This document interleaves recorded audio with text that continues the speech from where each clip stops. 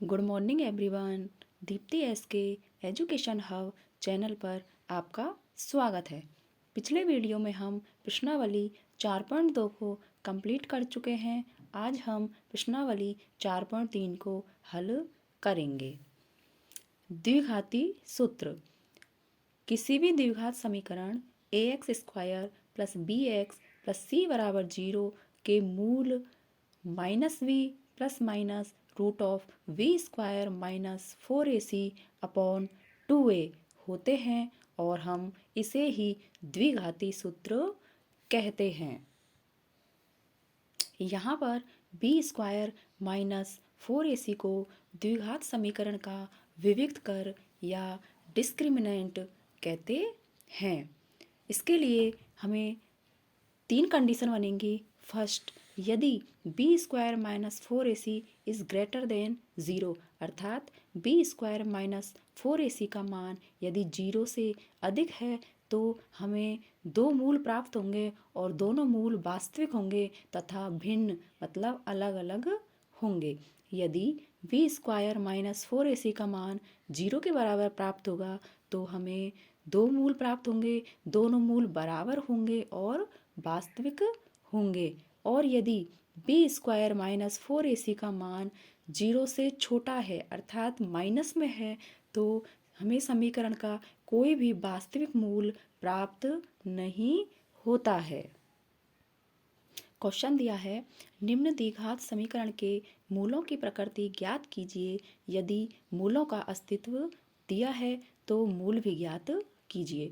समीकरण दिया गया है 2x² - 3x + 5 = 0। यदि हम इस समीकरण की तुलना मानक समीकरण ax² + bx + c बराबर 0 से करेंगे तो हम देखें a का जो मान है वो x² का गुणांक होता है तो a का मान 2 प्राप्त होगा। b जो होता है x का गुणांक होता है तो b का मान -3 होगा और c अचर पद होता है इसलिए c का मान 5 होगा। अब यहाँ हम विविक्त कर निकालेंगे। v² - 4ac बराबर होगा b² अर्थात -3 का होल स्क्वायर -4 × a का मान 2 × v का मान 5 बराबर, जब -3 का हम वर्ग करेंगे तो 9 प्राप्त होगा, -4 × 2 × 5 का मान 40 प्राप्त होगा और जब 9 में से 40 घटाएंगे तो हमें -31 प्राप्त होगा। हम देखेंगे कि b² - 4ac का मान -31 अर्थात 0 से छोटा प्राप्त हुआ है, इसलिए इन मूलों का अस्तित्व संभव नहीं है।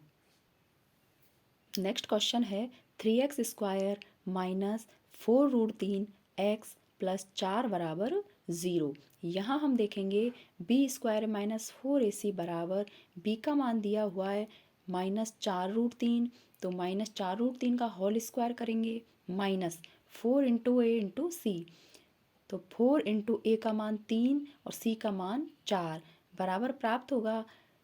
-4√3 का जब वर्ग करेंगे तो माइनस का वर्ग करने पर प्लस हो जाएगा, 4 का वर्ग करने पर 16 होगा और √3 का वर्ग करने पर 3 होगा तो 16 × 3 बराबर 48 -4 × 3 12 12 × 4 48 अर्थात हमें v² - 4ac का मान 0 प्राप्त होगा।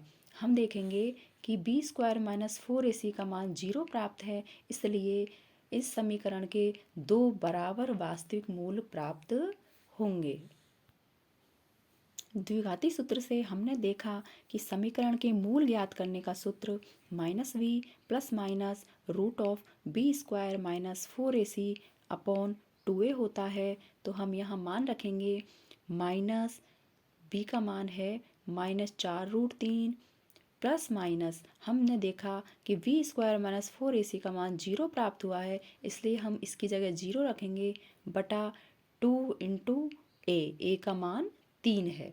इसलिए हम देखेंगे कि माइनस और माइनस गुणा होने पर प्लस हो जाएंगे, इसलिए हमें प्राप्त होगा 4√3 बटा 2 × हमने यहाँ पे 3 को 2 भागों में बांट दिया और इसे √3 × √3 लिख दिया। क्यों? क्योंकि हमारे जो अंश में √3 है इसलिए हमें हर में भी √3 लाना पड़ेगा। तो हम देखेंगे √3 से √3 कैंसिल हो जाएगा और 2 से 4 दो बार डिवाइड होगा, इसलिए हमें 2/√3 प्राप्त होगा। अतः हम देखेंगे कि इस समीकरण के दो बराबर वास्तविक मूल प्राप्त होंगे और इन मूलों का मान होगा 2/√3 और 2/√3। नेक्स्ट क्वेश्चन है के का मान ज्ञात कीजिए यदि द्विघात समीकरण के दो बराबर मूल हो। दिया गया समीकरण है 2x² प्लस kx प्लस 3 बराबर 0। हम जानते हैं कि जब दोनों मूल बराबर होंगे तो b² माइनस 4ac बराबर 0 होता है। इसलिए हम जब इसमें मान रखेंगे तो v होता है x का गुणांक, तो v² की जगह k² हो जाएगा माइनस 4 इंटू ए का मान 2 और सी का मान 3 बराबर 0। इसलिए k² माइनस 4 इंटू 2 8 इंटू 3 24 बराबर 0। इसलिए k² बराबर 24 को जब हम राइट हैंड साइड में लेके जाएंगे तो प्लस का 24 हो जाएगा और जब हम 24 का वर्गमूल निकालेंगे तो k बराबर प्लस माइनस √24 प्राप्त होगा। इसलिए प्लस माइनस √24 को हमने दो भागों में तोड़ा 4 इंटू 6। हमने ऐसा क्यों किया? क्योंकि हम जब 4 का वर्गमूल करेंगे तो हमें 2 प्राप्त होगा, इसलिए k का मान हमें मिलेगा प्लस माइनस 2√6। नेक्स्ट क्वेश्चन है kx bracket of x minus 2 plus 6 बराबर 0। हम जब ब्रैकेट को हल करेंगे तो kx² minus 2 into kx plus 6 बराबर 0।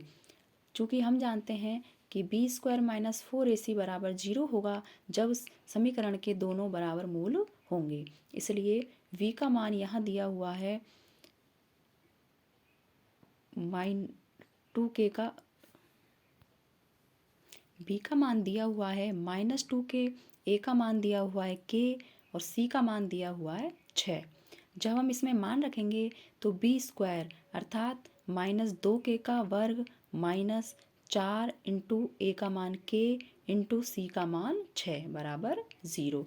इसलिए जब हम इसका वर्ग करेंगे तो 4k² माइनस 24 के बराबर 0 प्राप्त होगा। हम देखेंगे कि इन दोनों में 4k कॉमन आ रहा है, इसलिए 4k बाहर ले लेंगे तो हमें ब्रैकेट में k माइनस 6 प्राप्त होगा बराबर 0 के होगा।